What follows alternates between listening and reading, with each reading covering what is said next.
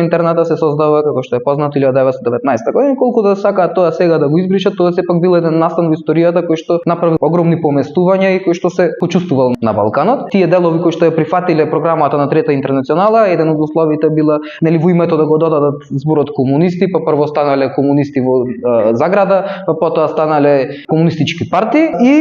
многу е битно да се спомене на оваа тема кога сме веќе тука, тоа дека во 1920 година се формира и организацијата Балканска комунистичка федерација, која што постои до 32 година. Тоа е во суштина една организација која што е секција на Коминтерната и чија задача е да ги координира сите овие балкански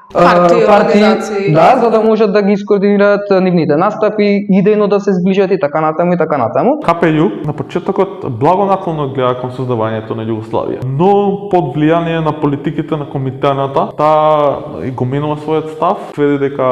калството на Србите, Хрватите и Словенците подоцна Југославија е фактички зандана на народите и дека таквата федерација треба да се, не е федерација, таа е унитарна држава во дадениот момент, треба да се разбие бидејќи е империалистичка творевина на Версајскиот мировен договор. И тоа е изгласано например на низ целото делување, значи после 1919 до некаде 35-та година, КПЈ цело време се противи на постоењето на Југославија